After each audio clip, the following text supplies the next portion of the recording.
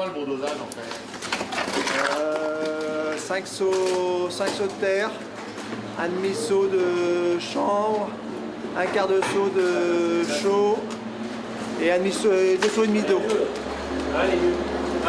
Le chantier du pôle espace vert de la ville de Bougnay, près de Nantes, est le théâtre d'une expérimentation à partir du matériau de construction le plus répandu à travers le monde, la terre crue.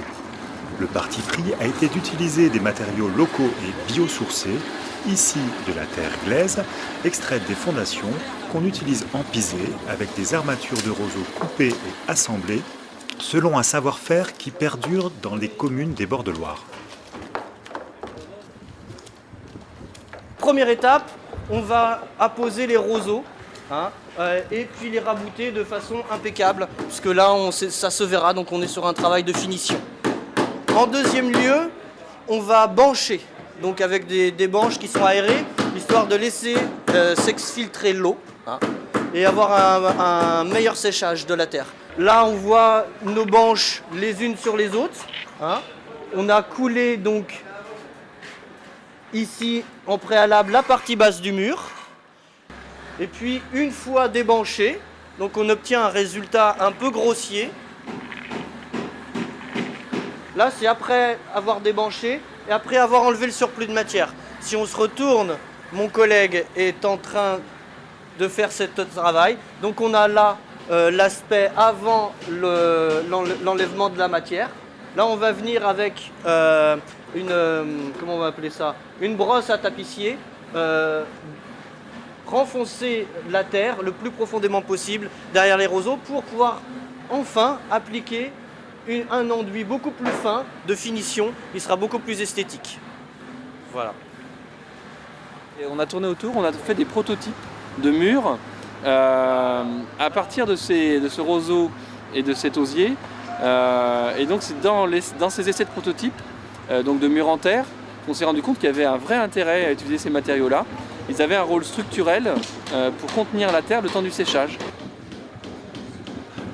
Peu d'entreprises possèdent ce savoir-faire. Aussi, les architectes ont mis en place un chantier-école avec des associations d'insertion qui, au fil des réalisations, deviennent des référents dans le domaine. On peut en plus travailler des matériaux comme la terre, comme l'osier, qui sont un peu atypiques. Ils ne sont pas en concurrence du coup avec des entreprises on va dire classiques du bâtiment. Et puis je pense que humainement, on peut le voir avec eux ici, il y a ce plaisir de travailler cette matière-là.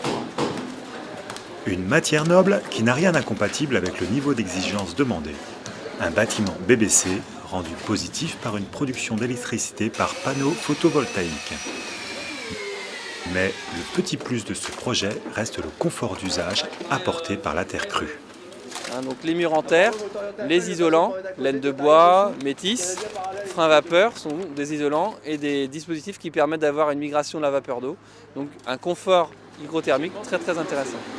C'est ventilé quoi, il y a de l'air. Quand on rentre dans ces bâtiments-là, on a l'impression qu'ils sont déjà vieux. On a une qualité d'air, on a une qualité qui est émanant des matériaux qu'on met en place, qui fait qu'on se sent bien et on a l'impression qu'on pourrait être dans un bâtiment qui a déjà une cinquantaine d'années. Donc c'est le petit clin d'œil pour dire que les choix qu'on fait, ça a un vrai rôle, je dirais, en impact sociétal, mais aussi d'usage. Tu vois le résultat que tu as là.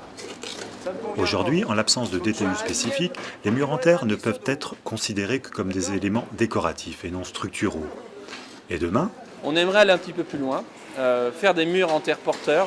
Je pense qu'on y arrivera. Quand on s'intéressera vraiment à sa chimie, à sa molécule, on aura un matériau qui pourra être employé sous de multiples solutions. Et j'espère dans ce cas-là que l'aspect réglementaire pourra aussi l'accepter.